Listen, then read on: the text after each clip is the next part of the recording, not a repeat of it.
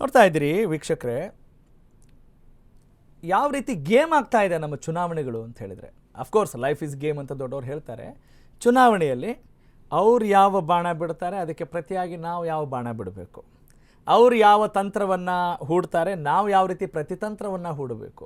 ಹೀಗೆ ಈ ಲೆಕ್ಕಾಚಾರ ಇದೆಯಲ್ಲ, ಈ ಚದುರಂಗದ ಆಟ ಇದೆಯಲ್ಲ, ಆ ಪರ್ಮ್ಯುಟೇಷನ್ಸ್ ಕಾಂಬಿನೇಷನ್ಸ್, ಒಂದು ಕಡೆ ಜಾತಿ, ಒಂದು ಕಡೆ ಅಭಿವೃದ್ಧಿ, ಒಂದು ಕಡೆ ಪ್ರಜ್ಞಾವಂತಿಕೆ, ಹೀಗೆ ಅಂದರೆ ಯಾವುದನ್ನು ಆಧರಿಸಿ ಹೇಳಬೇಕು ಅನ್ನೋದು ನೋಡೋಣ. ಓಕೆ, ಇನ್ನೇನು ಕೆಲವೇ ಕ್ಷಣಗಳಲ್ಲಿ ನನ್ನ ಕಲೆಗೆ ಜಾಯ್ನ್ ಆಗ್ತಾರೆ. ಅದಕ್ಕಿಂತ ಮುಂಚಿತವಾಗಿ ಮತ್ತೊಂದು ಬೆಡ್ ಬ್ರೇಕಿಂಗ್ ನ್ಯೂಸ್. ದಾವಣಗೆರೆ ದಕ್ಷಿಣ ದಂಗಲ್ನಲ್ಲಿ ಯಾವ ಕಾರಣಕ್ಕೂ ಬಿಜೆಪಿಗೆ ಬಿಟ್ಟು ಕೊಡೋಕೆ ಅಂದರೆ ಅಫ್ಕೋರ್ಸ್ ರೆಡಿ ಇಲ್ಲ ಕಾಂಗ್ರೆಸ್. ಶಾಮನೂರು ಶಿವಶಂಕರಪ್ಪ ಮೊಮ್ಮಗ ಸಮರ್ಥ್ ಗೆಲ್ಲುವ ಹವಾ ಇದೆ ಅಂತ ಸದ್ಯದ ಟ್ರೆಂಡ್ ಹೇಳ್ತಾ ಇದೆ. ಸಿಎಂ ಡಿಸಿಎಂ ಸೇರಿದಂತೆ ಇಡೀ ಕಾಂಗ್ರೆಸ್ ಸರ್ಕಾರದ ಒಂದು ಸಚಿವರ ಮೋಡಿ ಇಲ್ಲಿ ಕೆಲಸ ಮಾಡ್ತಿರ್ಬೋದು. ಖುದ್ದು ಅಪ್ಪ MLA ಹಾಗೂ ಹಾಲಿ ಸಚಿವ ಅಮ್ಮನೇ MP ಆಗಿದ್ದಾರೆ. ಕೈ ಸ್ಪರ್ಧಿ ಸಮರ್ಥ್ಗೆ ಅಪ್ಪ ಹಾಗೂ ಅಮ್ಮ ಅವರ ಪ್ರಭಾವಳಿ ಇಲ್ಲಿ ದೊಡ್ಡದಾಗಿ ಕೆಲಸ ಮಾಡ್ಬೋದು. ಇಷ್ಟಾದರೂ ಕೂಡ ದಾವಣಗೆರೆ ದಕ್ಷಿಣದಲ್ಲಿ ಕಮಲ ಅರಳಿಸಲು ಕಸರತ್ ಆಫ್ಕೋರ್ಸ್ ನಡೆಸ್ತಾರೆ. ST ಸಮುದಾಯದ ಶ್ರೀನಿವಾಸ್ ದಾಸ್ಕರಿಯಪ್ಪ ಅವರು ಇಲ್ಲಿ ಕಸರತ್ತನ್ನು ಮಾಡ್ತಾ ಇದ್ದಾರೆ. ದಾವಣಗೆರೆ ಧಣಿ ಕುಟುಂಬದ ವಿರುದ್ಧ ಗೆಲ್ಲೋಕೆ ಬಿಜೆಪಿ ಸ್ಪರ್ಧಿ ತಂತ್ರಗಳನ್ನು ಹೆಣಿತಾ ಇದ್ದಾರೆ. ಬಿಜೆಪಿ ಕಾಂಗ್ರೆಸ್ ಇಬ್ಬರು ಅಭ್ಯರ್ಥಿಗಳಿಗೂ ಕೂಡ ಇದು ಚೊಚ್ಚಲ ಚುನಾವಣೆ ಆಗಿರೋದ್ರಿಂದ ಆ ಒಂದು ಉತ್ಸಾಹ, ಆಸಕ್ತಿ, ಆ ಒಂದು ಎಂಥೂಸಿಯಾಸಮ್ ಖಂಡಿತ ಇದ್ದೇ ಇರುತ್ತೆ. ರೆಬಲ್ ಸಾದಿಕ್ ಪೈಲ್ವಾನ್ ಯೂ ಟರ್ನ್ ಮೂಲಕ ಈಗ ಒಂದು ಯಶಸ್ಸು ಸಿಗಬಹುದು ನಮಗೆ ಅನ್ನೋ ಲೆಕ್ಕಾಚಾರ ಕಾಂಗ್ರೆಸ್ ಪಾಳ್ಯದಲ್ಲಿದೆ. ಬಿಜೆಪಿಗೆ ಸದ್ದಿಲ್ಲದ ಸಂಚಲನ, ಭರವಸೆ ಹುಸಿಯಾದ್ರೆ ಕೈಗೆ ಖಂಡಿತವಾಗ್ಲೂ ಲಾಭ ಆಗುತ್ತೆ. ಇಷ್ಟಿದ್ರೂ ಕೂಡ ಕೊನೆ ಕ್ಷಣದವರೆಗೂ ವಿರಮಿಸಲು ಕಾಂಗ್ರೆಸ್ ಸಿದ್ಧ ಇಲ್ಲ, ಅದು ಗೊತ್ತಾಗ್ತಾ ಇದೆ. ಇನ್ನು ಕಣದಲ್ಲಿರುವ ಕೆಲವು ಮುಸ್ಲಿಂ ಸ್ಪರ್ಧಿಗಳ ಮೇಲೆ ಕೈಗೆ ಭಯ ಇರೋದು ಕೂಡ ತಳ್ಳಿ ಹಾಕೊಂತಿಲ್ಲ. ಹೀಗಾಗಿಯೇ ಕಾಂಗ್ರೆಸ್ ಸೋಲಿಸುವ ಹುಮ್ಮಸ್ಸಿನಲ್ಲಿ ಬಿಜೆಪಿ ಟೀಮ್ ಕೂಡ ಸನ್ನದ್ಧವಾಗಿದೆ. ಈವರೆಗಿನ ಟ್ರೆಂಡ್ ಪ್ರಕಾರ ಬಿಜೆಪಿ ವಿರುದ್ಧ ಕಾಂಗ್ರೆಸ್ ಸ್ವಲ್ಪ ಮೇಲುಗೈ ಸಾಧಿಸಿದೆ. ಅಶ್ವವೇಗ ಟೀಮ್ನ ಲೇಟೆಸ್ಟ್ ಸರ್ವೆ ಪ್ರಕಾರ ಸದ್ಯಕ್ಕೆ ಟ್ರೆಂಡ್ ನಲ್ಲಿರೋದು ಕೈಪಾಳೆಯ ಕಾಂಗ್ರೆಸ್ನ ಅಭ್ಯರ್ಥಿ ಅಂತ ಹೇಳಲಾಗ್ತಾ ಇದೆ. ಇದು ನಿಖರ ಮಾಹಿತಿ, ಅಕ್ಯುರೇಟ್ ನ್ಯೂಸ್, ಅಶ್ವವೇಗ ನ್ಯೂಸ್ನ ಒಂದು ರಿಪೋರ್ಟ್. ನಾವು ಈಗ ದಾವಣಗೆರೆಗೆ ಹೋಗೋಣ. S Ganga ready? ಓಕೆ, ಆರಂಭದಲ್ಲಿ ಅಂದರೆ ಈ ಚುನಾವಣಾ ಪ್ರಚಾರದ ಆರಂಭದಲ್ಲಿ ಬಹಳಷ್ಟು ಫ್ಯಾಕ್ಟರ್ಸ್ಗಳು ಗಣನೆಗೆ ಬರ್ತಾ ಇದ್ವು.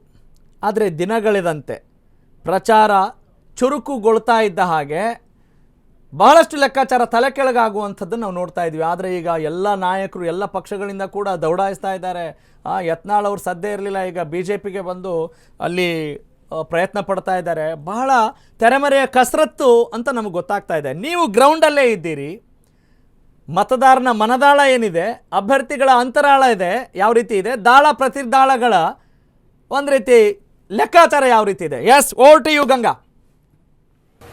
ಈಗ ನಾವು ಗಮನಿಸ್ತಾ ಇರುವಂತೆ ಈಗೇನು ಚುನಾವಣೆಗೆ ಇನ್ನ ಕೆಲವೇ ದಿನಗಳು ಬಾಕಿ ಇದೆ, ಎಣಿಕೆಯ ದಿನಗಳು ಕೇವಲ 5 ದಿನಗಳ ಒಂದು ಚುನಾವಣೆಗೆ 5 ದಿನಗಳ ಅಂತರ ಇದೆ. ಈ ಮಧ್ಯದಲ್ಲಿ ನಿಜವಾದ ಫೈಟ್ ಈಗ ಶುರುವಾಗಿದೆ ಕಾಂಗ್ರೆಸ್ ಹಾಗೂ ಬಿಜೆಪಿಯ ಮಧ್ಯ.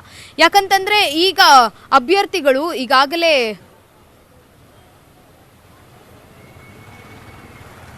ಎಸ್ ಗಂಗಾ, ಗೋ ಹೆಡ್. ಕೂಡ ಗಮನಿಸ್ತಾ ಹೋದಂತೆ ಜನರು ಹೇಳ್ತಾ ಇರುವುದು, ಒಂದು ಕಡೆ ಕಾಂಗ್ರೆಸ್ಗೆ ಪ್ಲಸ್ ಪಾಯಿಂಟ್ ಆದ್ರೆ ಮತ್ತೊಂದು ಕಡೆ ಬಿಜೆಪಿಗೆ ಮೈನಸ್ ಪಾಯಿಂಟ್ ಆಗ್ತಾ ಇದೆ. ಈಗ ಕೂಡ ಗಮನಿಸ್ತಾ ಇರುವಂತೆ ಮತದಾರರನ್ನು ಕೂಡ ಗಮನಿಸ್ತಾ ಹೋದಂತೆ ಜನರು ಹೇಳ್ತಾ ಇರುವುದು, ಒಂದು ಕಡೆ ಕಾಂಗ್ರೆಸ್ಗೆ ಪ್ಲಸ್ ಪಾಯಿಂಟ್ ಆದ್ರೆ ಮತ್ತೊಂದು ಕಡೆ ಬಿಜೆಪಿಗೆ ಮೈನಸ್ ಪಾಯಿಂಟ್ ಆಗ್ತಾ ಇದೆ. ಈಗ ಒಂದು ಕಡೆ ಒಂದೊಂದು ಏರಿಯಾದಲ್ಲಿ ಕಾಂಗ್ರೆಸ್ ಅನ್ನ ಹೊಗಳಿಕೆಯಲ್ಲಿ ಮಾತನಾಡ್ತಾ ಇದ್ದಾರೆ. ನಮಗೆ ಶಾಮನೂರು ಶಿವಶಂಕರಪ್ಪನವರು ಸಾಕಷ್ಟು ಸಹಾಯವನ್ನ ಮಾಡಿದ್ದಾರೆ, ಅಭಿವೃದ್ಧಿಯನ್ನ ಮಾಡಿದ್ದಾರೆ ಅಂತ ಒಂದು ಕಡೆ ಹೇಳ್ತಾ ಇದ್ರೆ, ಮತ್ತೊಂದು ಕಡೆಗೆ ನಮಗೆ ಸುಸಜ್ಜಿತವಾದಂತಹ ಕಾಲೇಜ್ ಇಲ್ಲ, ಆಸ್ಪತ್ರೆಗಳಿಲ್ಲ ಅನ್ನುವುದು ಒಂದಷ್ಟು ಜನರ ಮತದಾರರ ಮಾತುಗಳಾಗಿದೆ. ಮತ್ತೆ ಮಧ್ಯದ ಒಂದು ರಾಜಕಾರಣವನ್ನ ಗಮನಿಸಿದಾಗ SS ಮಲ್ಲಿಕಾರ್ಜುನ್ ಅವರು ಹಾಗೆ ಪ್ರಭಾ ಮಲ್ಲಿಕಾರ್ಜುನ್ ಅವರು ತಮ್ಮ ಮಗ ಏನು ಸಮರ್ಥ್ ಅವರಿದ್ದಾರಲ್ಲ ಅವರನ್ನ ಗೆಲ್ಲಿಸಿಕೊಂಡು ಬರಲೇಬೇಕು ಅನ್ನುವ ಒಂದು ಪಣವನ್ನ ತಟ್ಟಿದ್ದಾರೆ. ಯಾವುದೇ ಕಾರಣಕ್ಕೂ ಕಾಂಗ್ರೆಸ್ ಗೆಲ್ಲಲೇಬೇಕು, ಯಾವುದೇ ಕಾರಣಕ್ಕೂ ನಾವು ನಮ್ಮ ಸ್ಥಾನವನ್ನ ಬೇರೆ ಪಕ್ಷಕ್ಕೆ ಬಿಟ್ಟು ಕೊಡಲ್ಲ ಅಂತ ಹೇಳ್ಬಿಟ್ಟು ಸಂಸದೆ ಪ್ರಭಾ ಮಲ್ಲಿಕಾರ್ಜುನ್ ಅವರು ಹೇಳಿದ್ರು. ಅದರಂತೆ ಈಗ ವಿಜಯೇಂದ್ರ ಕೂಡ ಅವರು ಈಗ ಶ್ರೀನಿವಾಸ್ ಪರವಾಗಿ ಒಂದು ಮತಯಾಚನೆಯನ್ನ ಮಾಡ್ತಾ ಇದ್ದಾರೆ. ಇವತ್ತು ಕೂಡ ದಾವಣಗೆರೆಯಲ್ಲಿ ಬೀಡು ಬಿಟ್ಟಿದ್ದಾರೆ. ತಮ್ಮ ಅಭ್ಯರ್ಥಿ ಒಂದು NDA ಒಕ್ಕೂಟದ ಅಭ್ಯರ್ಥಿಯಾಗಿರುವಂತಹ ಶ್ರೀನಿವಾಸ್ ದಾಸ್ಕರಿಯಪ್ಪ ಅವರ ಪರವಾಗಿ ಮತಯಾಚನೆ ಮಾಡ್ತಾ ಇದ್ದಾರೆ. ಎಲ್ಲೋ ಒಂದು ಕಡೆಗೆ DCM ಹಾಗೆ CM ಅವರು ಬಂದು ಈಗಾಗಲೇ ಸಮರ್ಥ ಅವರ ಪರವಾಗಿ ಮತಯಾಚನೆಯನ್ನ ಮಾಡ್ತಾ ಇದ್ದಾರೆ. CM ಅವರು ಬಂದು ಅಲ್ಪಸಂಖ್ಯಾತರ ಮತಗಳನ್ನ ಕ್ರೋಢೀಕರಣ ಮಾಡ್ತಾ ಇದ್ದಾರೆ, ಒಗ್ಗೂಡಿಸಿಕೊಂಡು ಹೋಗುವಂತಹ ಕೆಲಸವನ್ನ ಮಾಡ್ತಿದ್ದಾರೆ. ಒಂದ್ ಕಡೆ ಅಸಮಾಧಾನ ಇದೆ, ಕಾಂಗ್ರೆಸ್ನ ಟಿಕೆಟ್ನ ಸಮರ್ಥ ಅವರಿಗೆ ಕೊಟ್ಟಿದ್ದಕ್ಕೆ ಅಲ್ಪಸಂಖ್ಯಾತರಿಗೆ ಅಸಮಾಧಾನ ಇದೆ. ನಮ್ಮ ಮುಖಂಡರಿಗೆ ಕೊಡ್ಬೋದಾಗಿತ್ತಲ್ವಾ? Correct. Okay, I got it. Ganga, ಇದರ ಜೊತೆಗೆ ಇಲ್ಲಿ ಓಕೆ ಬೇಕು, ನಮ್ಮ ಮುಖಂಡರಿಗೆ ಒಂದು ಟಿಕೆಟ್ ಅನ್ನ ಕೊಟ್ಟಿದ್ರೆ ನಾವು ಗೆಲ್ಲಿಸ್ಕೊಂಡು ಬರ್ತಿದ್ವಿ. ಎಷ್ಟು ಸಲ ನೀವು ಶಾಮನೂರ್ ಅವರ ಕುಟುಂಬಕ್ಕೆ ಕೊಡ್ತೀರಾ ಅನ್ನುವ ಒಂದು ಮಾತುಗಳು ಕೂಡ ಕೇಳಿಬಂದಿದ್ರು. ಎಸ್ ಗಂಗಾ, ಈಗ ಈ ಉಪಚುನಾವಣೆ ಮುಸ್ಲಿಂ ಸಮುದಾಯದ ಮೇಲೆ ಬಹಳ ಗಮನ ಇಟ್ಟು ಎಲ್ಲರೂ ಕೂಡ ಪ್ರಯತ್ನ ಪಡ್ತಾ ಇದ್ದಾರೆ. ಅಂದರೆ ಅವರ ಮತಗಳನ್ನು ಹೇಗಾದರೂ ಮಾಡಿ ನಾವು ಅತಿ ಹೆಚ್ಚು ಪ್ರಮಾಣದಲ್ಲಿ ತೆಗೆದುಕೊಳ್ಳಲೇಬೇಕು ಅನ್ನೋ ನಿಟ್ಟಿನಲ್ಲಿ ಪ್ರಯತ್ನ ನಡೀತಾ ಇದೆ. ಎಲ್ಲ ಟೈಮಲ್ಲೂ ಇರುತ್ತೆ, ನಿರ್ಣಾಯಕ ಮತದಾರರು ಯಾರು ಇರ್ತಾರೆ ಆ ಮತದಾರರನ್ನು ಮನಸೆಳೆಯುವ ನಿಟ್ಟಿನಲ್ಲಿ ಪ್ರಯತ್ನಗಳು ನಡೀತಾ ಇರ್ತವೆ. That secondary. ಆದರೆ ನನಗೆ ಬಹಳ ಆಶ್ಚರ್ಯ ಆಗ್ತಾ ಇರೋದು, ನೀವು ಲೋಕಲೈಟ್ ಕೂಡ ದಾವಣಗೆರೆ ಉತ್ತರ ತುಂಬ ಅಭಿವೃದ್ಧಿ ಆಗಿದೆ, ದಕ್ಷಿಣ ಅಷ್ಟಾಗಿಲ್ಲ ಅನ್ನುವ ಒಂದು ಮಾತು ಕೇಳಿ ಬರ್ತಾ ಇದೆ. ದಾವಣಗೆರೆ ಸ್ಮಾರ್ಟ್ ಸಿಟಿ ಆಗೋ ನಿಟ್ಟಿನಲ್ಲಿ ಇನ್ನಷ್ಟು ಶ್ರಮ ಬೇಕಾಗಿದೆ. ಈ ಅಂಶವನ್ನು ಗಮನದಲ್ಲಿಟ್ಕೊಂಡು ಅಲ್ಲಿ ಲೋಕಲ್ ಕ್ಯಾಂಡಿಡೇಟ್, ಇಬ್ಬರು ಲೋಕಲ್ ಕ್ಯಾಂಡಿಡೇಟ್ಸ್ ಆದರೂ ಕೂಡ ಪ್ರಥಮ ಬಾರಿ ಚುನಾವಣೆಯನ್ನು ಎದುರಿಸ್ತಾ ಇದ್ದರೂ ಕೂಡ ಅಲ್ಲಿಯ ಜನರಿಗೆ ಶ್ರೀನಿವಾಸ್ ದಾಸ್ ಕರಿಯಪ್ಪ ಜಾಸ್ತಿ ಗೊತ್ತಿದೆ. ಆದರೆ ಒಬ್ಬ ಯುವಕ, ವಿದೇಶದಲ್ಲಿ ಉನ್ನತ ವಿದ್ಯಾಭ್ಯಾಸವನ್ನು ಮಾಡ್ಕೊಂಡು ಬಂದಿರುವಂಥ ಸಮರ್ಥ ಶಾಮನೂರು, ರಾಜಕೀಯದ ಒಂದು ಎಲ್ಲ ಪಟ್ಟುಗಳು ಗೊತ್ತಿರುವಂಥ ಕುಟುಂಬದ ಒಂದು ಕುಡಿ, ಈಗಾಗಲೇ ಅಭಿವೃದ್ಧಿ ಕಾರ್ಯಗಳು ಅವರ ಪಕ್ಷದಿಂದ ಅವರ ಕುಟುಂಬದಿಂದ ಒಂದಿಷ್ಟು ಆಗಿರುವಾಗ ಜನ ಯಾವುದನ್ನು ತಕ್ಕಡಿಯಲ್ಲಿ ತೂಗ್ತಾರೆ, ಯಾವುದು ಅತಿ ಹೆಚ್ಚು ಇಲ್ಲಿ ಭಾರವಾಗುತ್ತೆ ಅಥವಾ ಬೆಲೆ ಬಾಳುತ್ತೆ ಅಥವಾ ಯಾವುದು ಅತಿ ಹೆಚ್ಚು ಇಲ್ಲಿ ಇಂಪ್ಯಾಕ್ಟ್ ಮಾಡ್ಬೋದು ಅಂತ ಅನಿಸುತ್ತೆ?